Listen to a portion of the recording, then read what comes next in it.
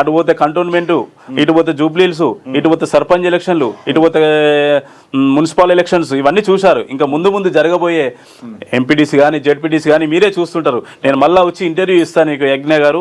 నేను ఈ రోజు చెప్తున్నా, ఆ రోజు చెప్తున్నా, మా రేవంత్ అన్న పరిపాలన, మా కాంగ్రెస్ పరిపాలన ఎలా ఉందో మీకు తెలుసు. వాళ్ళు గత 10 సంవత్సరాల నుంచి ఏం చేశారు, మేము ఈ 26 నెలల్లో ఏం చేశామో మీకు అన్ని కనిపిస్తున్నాయి. ముఖ్యంగా ఇంకో మాట చెప్పండి, కాంగ్రెస్ లో యువ నాయకత్వానికి ఎంత ప్రాధాన్యత ఇస్తున్నారు? మా యువ నాయకుడే రేవంత్ రెడ్డి గారు. మాకు మా యువ నాయకుడే మా రేవంత్ రెడ్డి గారు. ఆయనే మాకు ఆదర్శం. నిన్న వికారాబాద్ లో డీసీసీ ప్రెసిడెంట్ల వల్ల జరుగుతుంది. యువత ముందుకు రావాలి, యువతకే డీసీసీ ప్రెసిడెంట్లు ఇచ్చాము, మీరు డైరెక్ట్ గా పనులు చేసుకోండి.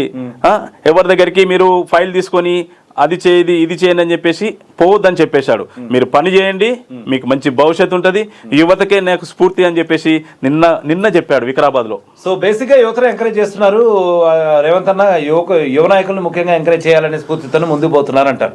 సో దీనికి ఉదాహరణ యాక్చువల్ గా జూబ్లీ హిల్స్ లో యువకుడైనటువంటి అన్న నవీన్ యాదవ్ కూడా నిలబెట్టడానికి ఇదే కారణం అని మీరు చెప్పుకోవచ్చా? షూర్. ఎందుకంటే నేను కూడా మా నవీన్ అన్న యూత్ అతను గెలిపించుకోవాలనే ఉద్దేశంతో నేను కూడా బోరబండలోని 150, 151 బూత్లకు నాకు ఇన్ఛార్జ్ ఇచ్చారు మా హనుమంత్ రెడ్డి గారు. అక్కడికి వెళ్ళాను. 1 వీక్ 10 డేస్ సాయశక్తిలో చేసినాం. అక్కడ మెజార్టీ వచ్చింది, మేము గెలిపించుకున్నాము.